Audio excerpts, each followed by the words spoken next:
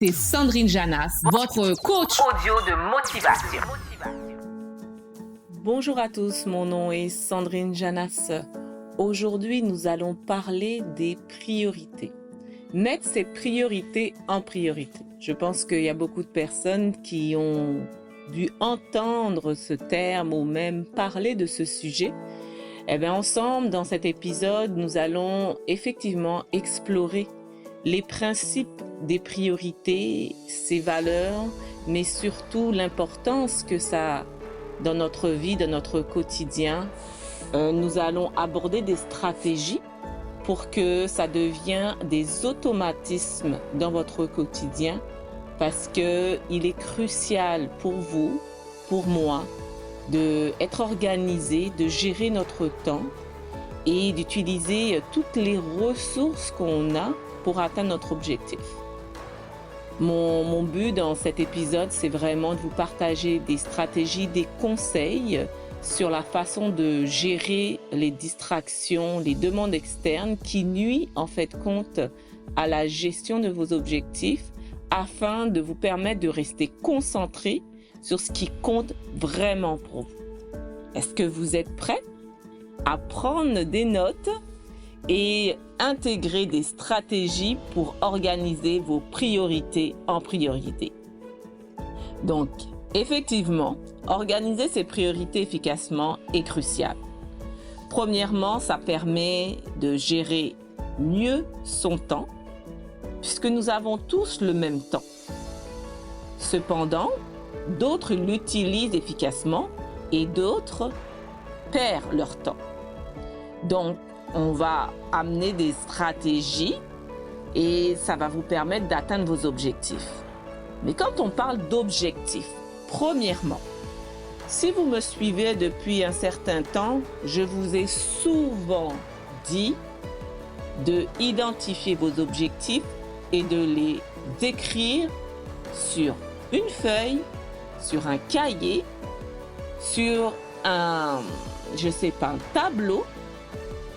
Est-ce que juste cette première étape, c'est quelque chose que vous avez fait ou que vous faites?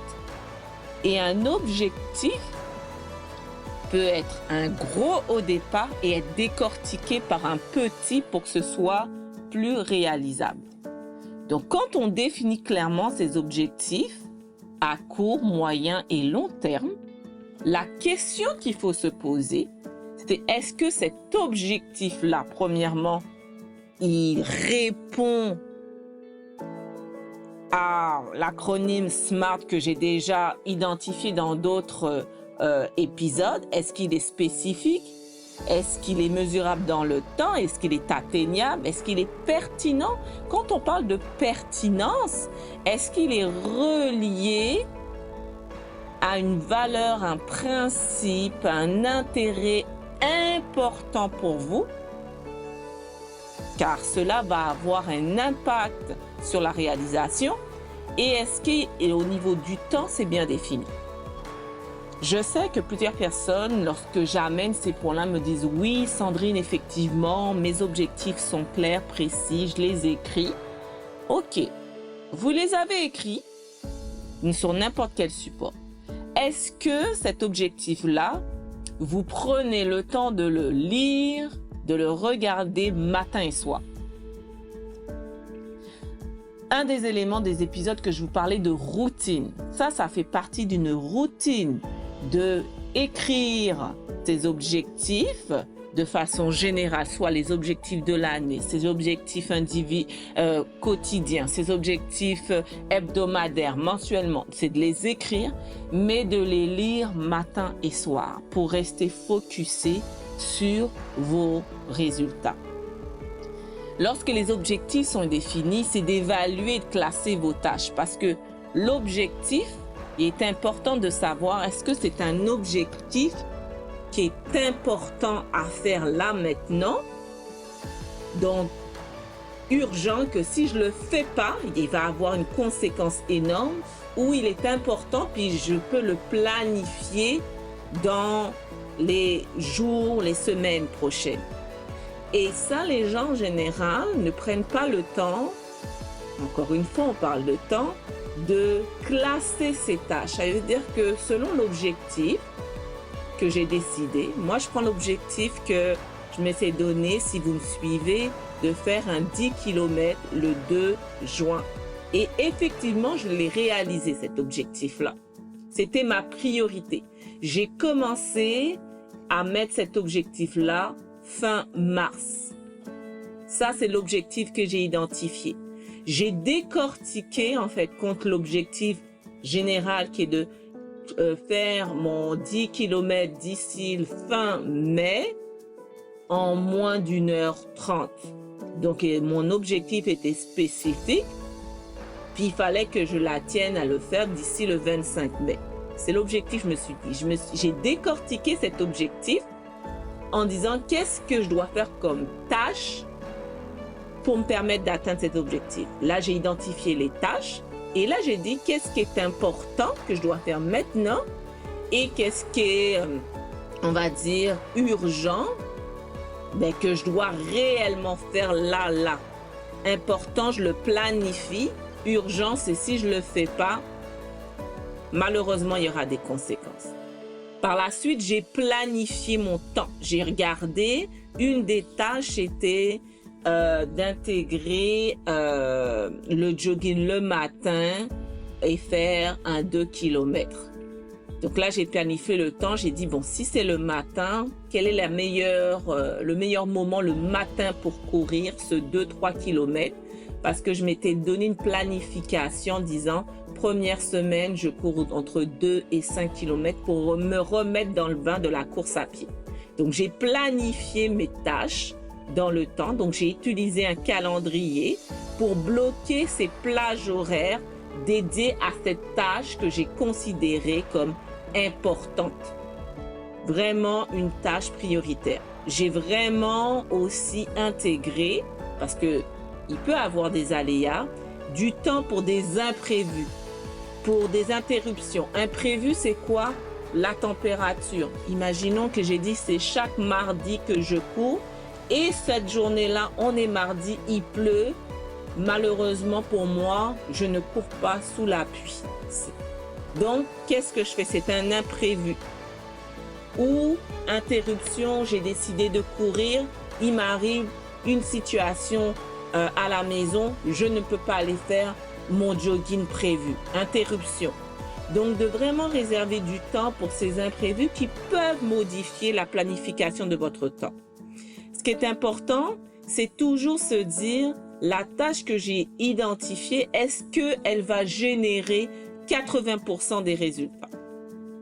Si la tâche que vous avez identifiée de votre objectif ne vous rapporte pas un minimum de 80% des résultats, cela veut dire que c'est une tâche non prioritaire et importante. Concentrez-vous vos efforts sur des tâches à fort impact. Si ça ne vous rapporte pas, comment dirais-je, assez d'impact, ça veut dire que vous avez mal identifié les tâches. Donc, vraiment d'appliquer la règle des 80-20, le principe de Pareto. Ce qui est important aussi à travers tout ça, c'est que il y a beaucoup d'outils qu'on peut utiliser pour nous permettre de gérer notre temps. Mais j'utilise souvent, moi, la fameuse liste To-Do qui me permet d'identifier des tâches quotidiennes, hebdomadaires et mensuelles. Et les tâches en général quotidiennes, je le fais la veille pour m'assurer que je prépare ma journée le lendemain. Et les tâches, je dirais, mensuelles, je les fais toujours 2 jours avant la fin du mois pour voir comment s'annonce le mois qui s'en vient. Et mes tâches hebdomadaires, en général, je le fais le dimanche. Donc, c'est ma façon de fonctionner. Pour ce qui arrive souvent dans ce genre d'organisation des priorités, on a des comportements qui viennent nous déranger. Et un des comportements qui est très souvent, c'est la procrastination. Et on va en parler dans un autre épisode, c'est de reporter constamment la tâche ou je dirais la planification en raison que la motivation est moins présente. Donc ça, c'est un comportement à travailler et on va parler ça dans un prochain épisode. Ce qui est important aussi, c'est que Lorsque vous avancez dans votre objectif, pour vous assurer que votre priorité est toujours votre priorité, c'est de faire régulièrement des révisions de votre objectif, de votre priorité. C'est de s'assurer qu'elles sont toujours alignées avec vos objectifs. Plusieurs fois dans différents épisodes, je vous parlais de flexibilité, de revoir ou de réévaluer vos objectifs en fonction des changements que vous avez peut-être eus et des nouvelles informations. Donc, important de réviser vos priorités. Et lorsque vous constatez qu'il y a des tâches que vous pouvez aussi déléguer, utilisez aussi ce principe-là de déléguer des tâches à d'autres personnes pour vous permettre de vous concentrer sur celles qui nécessitent pour vous une attention particulière et directe. Donc, ne prenez pas tout sur vos épaules. Apprenez à déléguer les tâches les moins importantes pour vous permettre de rester concentré sur celles qui nécessitent votre attention. Ça, c'est un élément très important. De plus, pour maintenir cet équilibre-là et de rester focusé sur vos priorités, il faut garder un certain équilibre entre votre vie personnelle, votre vie professionnelle. Et moi, j'encourage beaucoup de temps, de repos, de loisirs, d'activités personnelles. Notre cerveau ne peut pas continuellement travailler. Il a besoin de se reposer, de se régénérer. Donc, évitez le surmenage pour rester productif et surtout motivé à long terme. Je vous assure que si vous passez à travers ces stratégies que je viens de vous mentionner, clarifiez vos objectifs, évaluez et classez vos tâches, planifiez votre temps, décomposez les tâches complexes, les tâches importantes. Appliquez la règle des 80-20, le principe de Pareto. Si vous avez la possibilité d'utiliser des outils de gestion de tâches, des applications, utilisez pour suivre vos priorités. Évitez la procrastination. Fixez-vous des objectifs réalistes et respectez-les. Révisez et ajustez régulièrement vos priorités. Apprenez à déléguer et surtout, maintenez un équilibre entre votre vie professionnelle et votre vie personnelle.